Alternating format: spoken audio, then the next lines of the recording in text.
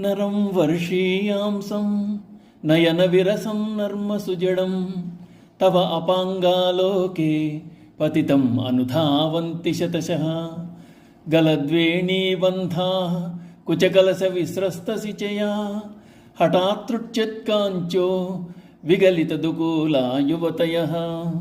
అమ్మవారి సౌందర్యం ఎంతో విశిష్టత గలది. ఆమె క్రీగంటి చూపు చాలు ఎంతటి కురూపి అయినా అత్యంత సుందరుడవుతాడు. అట్టి వాణిని చూచిన యువతల అవస్థలు ఈ శ్లోకంలో వర్ణించబడుతున్నాయి.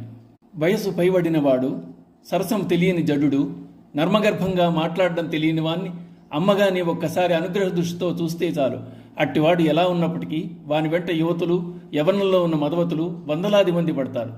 వాళ్ళని వాళ్ళు మర్చిపోయి ఆ నర్నకు వశమైపోతారు. అమ్మ మహాలావణ్య నిధి కనుక అందవికారిని కూడా సౌందర్యవంతునిగా చేయగలదు. అమ్మవారిని ఆరాధన చేసిన వారికి వశీకరణ సిద్ధిస్తుంది. ఇందులో బాహ్యపరమైన అర్థం ఒకటైతే రెండవది యోగపరమైన అర్థం, మూడవది పరమేశ్వరపరమైన అర్థం. అట్టి నరుని వెంట యువతులు పడతారు గాని వీడు వాళ్ల వెంట పడడు. దాని అర్థం సృష్టి నీకు లొంగాలి గాని వాటికి నీవు ఏమాత్రం లొంగకూడదు అని. యోగి అయినవాడు కంటికి కనిపించే దృశ్య పదార్థముల పట్ల విరక్తుడై ఉంటాడు. కపటపు మాటలకు స్పందించడు. అటువంటి యోగులను అమ్మ అనుగ్రహిస్తుంది. అటువంటి శివుణ్ణి అమ్మ అనురాగంతో చూసింది. ఆయన లోకమోహనుడయ్యాడు. అమ్మ అనుగ్రహించగానే అందరూ వెంటపడతారంటే ఆడవాళ్ళు అని కాదు.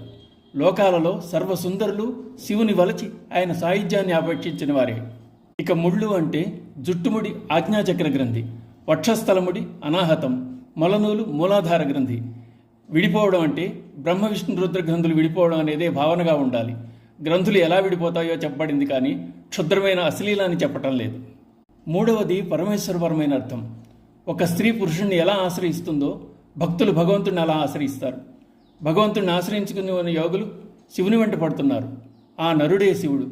వృద్ధాయచ సమృద్ధనేచ, చితాభస్మం పూసుకోవడం, జటాధారణ చేయడం, కపాలమాల ధరించడం, సర్పధారణ ఇవన్నీ నయన విరసం.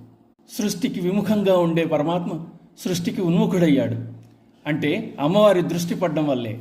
నిర్వికారుడై నిరంజనుడై ఉన్న పరమాత్మలో సృష్టి చేయాలన్న సంకల్పం ప్రభవించింది. సంకల్పం కలగడం అమ్మ చూపు యొక్క మహిమ మాత్రమే.